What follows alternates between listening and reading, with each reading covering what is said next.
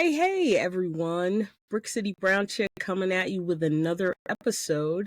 And this week, our episode is called Pneumonia is Coming, and not just for the winter. There is a very old expression that goes, when America catches a cold, Black people catch the flu. What does that mean? It means that when things go badly for white America, things go especially badly for Black America. And this current administration is the poster child for that. In fact, right now, I'd say that America has the flu and Black people are preparing for pneumonia. And that is especially true of Black women. Over the last week, I have watched the insanity and chaos of this administration firing the head of the Bureau of Labor Statistics because she came out with a jobs report that was horrible. This administration has been lying for months and telling people that the economy is great and that jobs are plentiful. And when that report came out, it showed that they have been lying. This isn't news to most of us. They lie all the time. I have an expression that I coined about a former boss of mine that went, she lies as easily as she breathes. Yep, that's the perfect statement for this administration. They lie as easily as they breathe. So what happened? The head of the Bureau of Labor Statistics, a woman named Erica McAntafar, hopefully I didn't butcher that too badly, came out with a report that said the United States is losing jobs and people are losing jobs and that we are likely headed for a recession. Oh, we can't do that in this president's America because that's not the lie he sold his followers to vote for him. He said he was going to bring back manufacturing and increase jobs and lower the price of eggs and lower the price of gas. Have any of those things happened in the last 7.5 months? No, no, no, and no. So because this woman did her job and gave him the truth rather than what he wanted to hear, he fired her. Now, those of us who have watched this president for longer than a few minutes know that there are certain things that really piss him off. Number one, women. Check.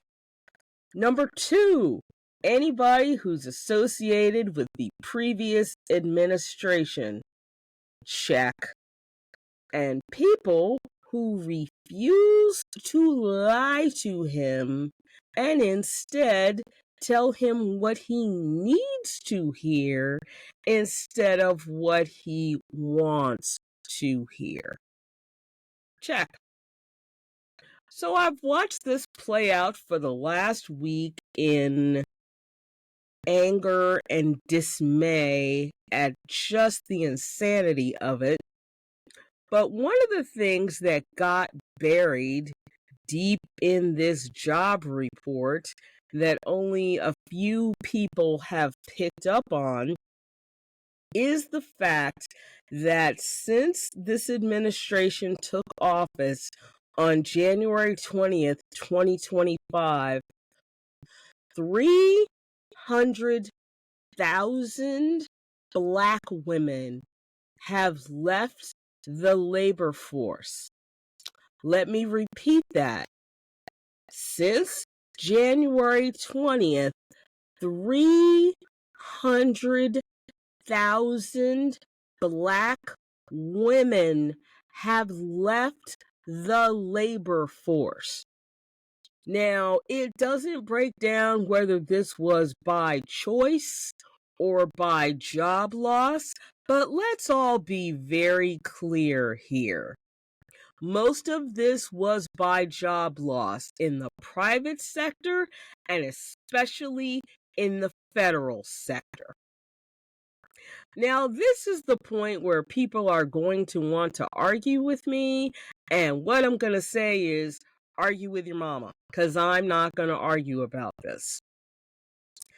This administration has put a target on the backs of Black women, and they are bound and determined to make Black women's lives as miserable as possible. Now, your question for me is why? Why would they do that specifically to Black women? What did Black women do to him and to his minions? That's a really simple answer. Those of us who are part of the 92% who voted for Kamala Harris have become his enemies because we do not support him, we do not support his policies, and we do not support the destruction he has unleashed on the United States. Therefore, that makes us enemies. And those of you who are old enough to remember Watergate and to remember Richard Nixon and his enemies list and how crazy people thought that was, Richard Nixon has nothing on the current president in terms of being mean and nasty and vengeful and hateful. And I say that a lot. I say that a lot, A, because it's true, and B, because people need to understand what we are dealing with. Black people as a whole make up approximately 13% of the U.S. population. In terms of the federal workforce, Black people make up 19%. And many of the agencies that were targeted early on with Elon Musk and his Doge brats were agencies where many Black people worked. Places like the Department of Veteran Affairs, USAID, which has been dismantled and butchered, the Department of Education, the Department of Health and Human Services, the Department of Housing Authority. These are all organizations where many Black people work. And I know that not by statistics, but by people I know in real, not on the internet, everyday life. When I was a child and generations before me, once the federal sector was desegregated, because yes, the United States government was also segregated at a point in time, when desegregation of government jobs happened, Black people became civil servants en masse. Why? because becoming a civil servant was one of the few ways that Black people could get out of poverty. The expression I heard when I was a kid was people worked hard to pass their civil service exam so that they could get a good government job. Now, if you've heard that expression recently, you've heard it to mean people who are lazy and couldn't get a job in the private sector and have had the same job forever and blah, blah, blah, blah, blah. That's not what it means. What a good government job meant and means is security, is health insurance, is being able to further your career, is being able to go back to school because the government would assist you monetarily in that process. This was incredibly important, especially for Black women, where they were either the primary breadwinner or the only breadwinner. Becoming a federal employee allowed these women to take care of themselves and their families and not have to be terrified of being fired for no good reason other than a company wanted to make more money. So that is what having a good government job meant and means. And for this administration, it means the exact opposite. It tore the government apart piece by piece without rhyme or reason or logic. There was no logic to the Doge cuts. Elon Musk and his chainsaw at one of those right-wing conventions, that's exactly what they did to the government. They took a chainsaw to it.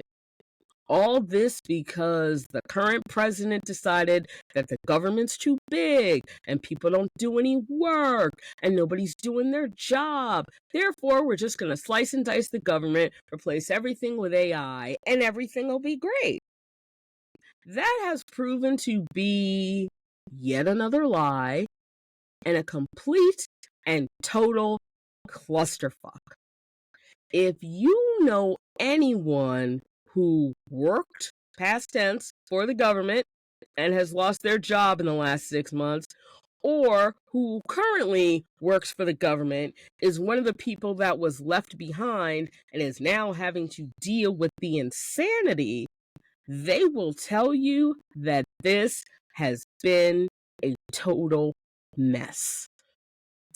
But for there to be 300,000 Black people, Black women specifically, just taken out of the workforce, what America doesn't see and doesn't understand is that without these people to do their jobs, both in the public and the private sector, there is going to be rebellion and insanity. Just today, the president sent the National Guard out into the nation's capital. Why? Because he insists crime in D.C. is out of control, even though crime in D.C. has been steadily dropping for 10 years, because he wants to show that he's in charge and that he's an authoritarian. The people of D.C.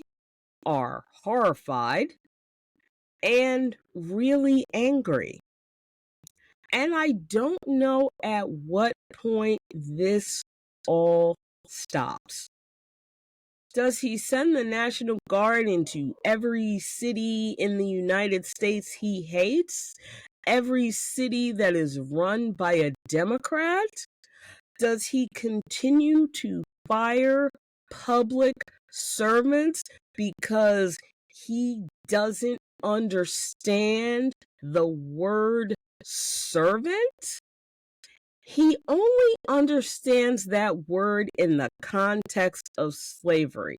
He does not understand what it means to give your time, effort, and energy to help your fellow Americans, whether you work in Intel or in the housing authority, or you're a scientist in healthcare, or you're a NASA scientist, or whatever it is you do. This man has no concept of service, none at all. And that is partially why he has no qualms and no concerns about blowing the country up. Because make no mistake, that is what's happening right now. The United States is being blown up. It's not a hydrogen bomb. It's not all going at one time. Got a piece over here that exploded, and a piece over here that exploded, and a piece over here that exploded. But the explosion is happening. And Black women out of the workforce is the canary in the coal mine. And everybody better understand and be really, really clear that what is happening to Black people in America is coming for everyone else. Everyone will be affected by what this president does, except his billionaire friends. The rest of us are in not only serious trouble, but serious peril. And unless we, as the 99% who are not billionaires, get our act together and come together and put aside our petty bullshit, this country will never, ever recover from what is now being done. I hear people say all the time, one day he'll be gone and our country can get back to normal. Normal will never exist again. If your definition of normal is what America was for 248 years, understand that's never coming back. Because this president and his Supreme Court cronies have pushed laws aside, have made things legal that have never been legal. And there is no just coming back from that. New laws would have to be written, and so many things would have to change for us to just be able to do that. So understand that is not going to happen. So everybody, it is August. It's 90 degrees where I am. Nobody wants to talk about winter and what's coming. But Black women are real clear that pneumonia is coming, and we've had the shot and we're prepared. So my question to the rest of America is, are you? I want to thank everybody for joining me this week, and I will talk to you all again soon. Take care.